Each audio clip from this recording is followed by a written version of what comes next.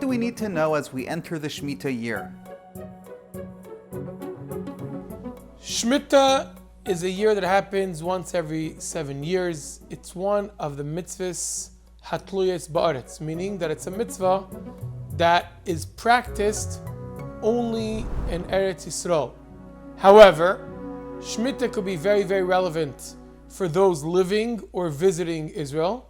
Yet, Shmita could be very, very practical also around the world due to the fact that many fruits and vegetables are exported from Israel worldwide, and therefore if somebody sees on a certain product that it's grown in Israel, obviously the mitzvah of Shmita applies on these specific products.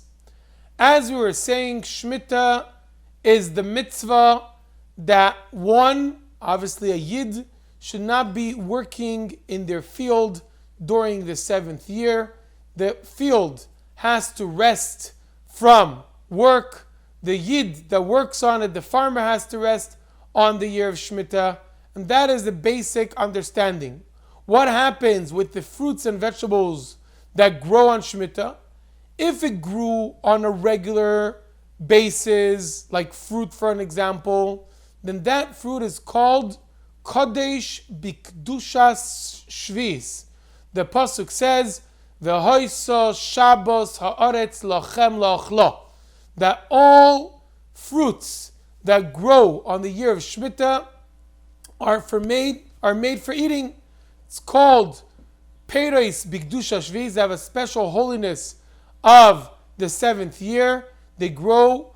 All the halachas have to do with Meiser don't apply, because Meiser, the whole idea of Meiser is that I give to the needy from mine. Being that Shmita belongs to everybody, there's no Meiser on Shmita, but nevertheless, the fruits that grow during the year of Shmita have a special Kedusha to them called Kedusha Shvis, and they're made for eating only and not for other purposes. Someone that visits Israel during Shmita, or once again, if it's a product, a fruit or a vegetable that's exported around the world, could find one of the next categories. One category is what we call the heter mechira.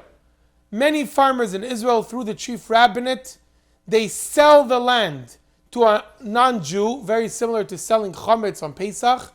They sell their land to a non-Jew, and then the farmers working on the land will be non-Jews, meaning that the farmer has non-Jewish workers, and then being that it's not grown on Jewish-owned soil because it's sold to a non-Jew, the work is done by somebody not Jewish. Such a product, such a vegetable, such a fruit is called heter mechira. Many people do use it. However, we know from the Rebbe's letters and from many other poskim that we should not be using the heter mechira, even though it's used for a very specific purpose. It's used in order for the farmers to be able to survive, and it could be that it's an important thing for many, but we know from the Rebbe's letters it's not something that we, Lubavitch Chassidim, or the ones that are mehadir b'mitzvahs, should be using the heter mechira. If it's something that was grown during the year of Shmita in a legitimate way, like fruit that was grown naturally, it's called Kodesh Bikdusha Shvis. We'll find that a lot of times in wine, because wine is exported around. Sometimes you'll see it says Kodesh Bikdusha Shvis. Such wine could be used, should be used, obviously with a bracha, but not to waste. That's why we will not be using the wine for Havdalah, because we pour the wine afterwards to in order to put out the Havdalah candle. We should not be using it by the Seder for the second cup, because we pour it out for the 10 makos during saying the 10 makos. But that is the idea of Kedusha Shvis that could be and should be used with Kedusha in a respectful and an honorable way. The third way is the idea called Matzoim Menutokim. Matzoim Menutokim means detached surfaces.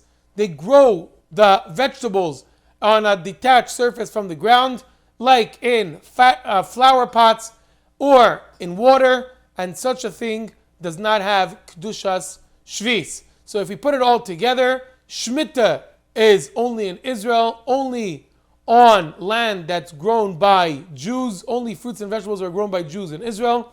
There's either the heter mechira, the us, lubavitch chsidim, and in general, people that are mehadir do not use it. There's the idea of using shmita fruits and vegetables that grew in a shmita way, bikdusha, in a holy, sanctified way for eating and not for using any other thing.